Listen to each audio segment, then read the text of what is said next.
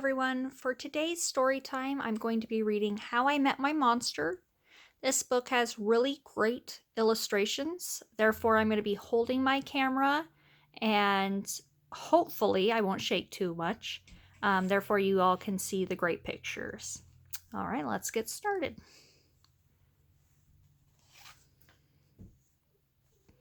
One night, when I reached under the bed for my truck, I found this note instead. From the office of Mr. Z, monsters meet here for final test.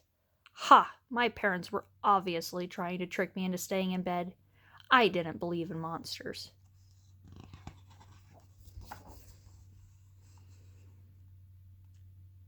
So I crumpled the paper, grabbed my truck, and zipped over to my garage. I heard some creaking and rumbling, but I wasn't scared. Our house always made noises at night. But then a voice under the bed scolded, "Stop that stomach rumbling. The child will hear you." Voices? Stomach rumbling? If this was part of my parents' trick, it was pretty cool. I peered into the inky blackness. 5 pairs of eyes blinked back. "See, now he knows we're here," the voice sighed. "One of you has broken monster rule number 1. Maintain the element of surprise." This is no trick, I thought. There are monsters under my bed. A long-necked yellow monster slid out, followed by 4 little monsters. "Rule number 2, the yellow one instructed. Never block the bed. All of you, scoot over." Hey, I realized. That one must be their teacher. I sat up straight, mesmerized by the monster parade shuffling across my bedroom.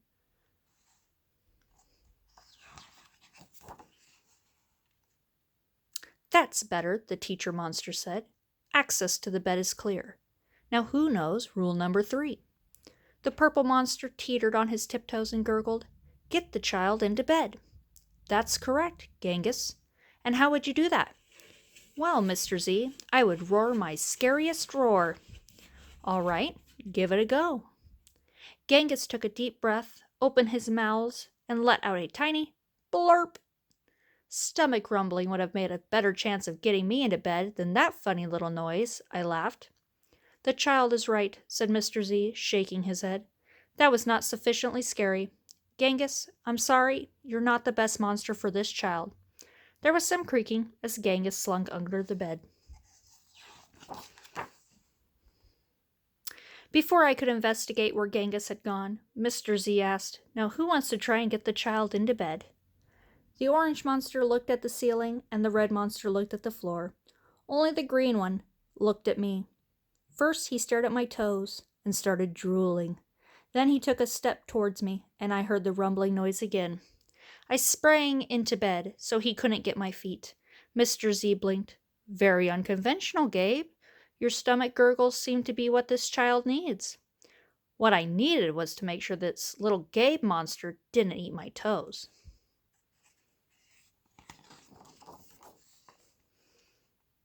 "Right, you 3. The child is now in bed," said Mr. Z.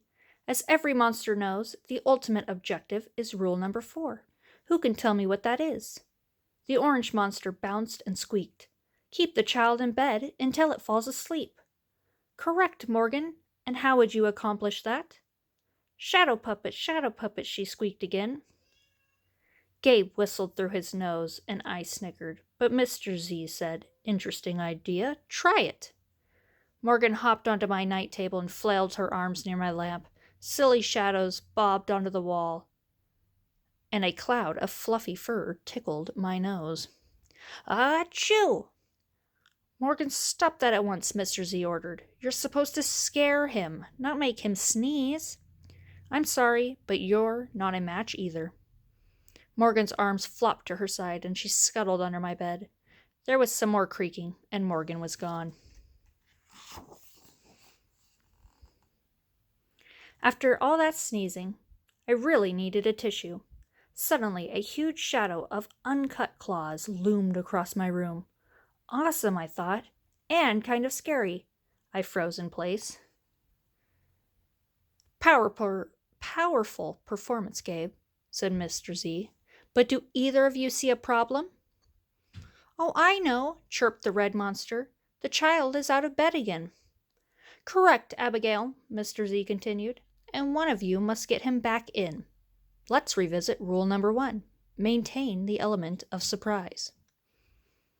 All at once, poof! The monsters vanished, and then I heard more rumbling. Were they hiding in my closet, making noises to scare me? Ha! No, it was only my stomach grumbling. All this excitement was making me hungry. I tiptoed past the closet and peeked out the door. So far, so good. No monsters. Then I stepped over the squeaky stair and sneaked down to the kitchen. As I reached into the pantry, I heard some chattering behind me. I sure hoped it wasn't that toe-loving Gabe. I yanked open the fridge. Ha! It wasn't Gabe. It was the red monster, shivering on the shelf. Found you, I laughed. Nice try, Abigail, said Mr. Z, but this isn't working. You're not the right monster for this child. But Mr. Z, she whined, it's not my fault. He's not scared of me. I'm sorry, Abigail. Let's go. Abigail clomped behind Mr. Z. When I heard the creaking, I knew she was gone.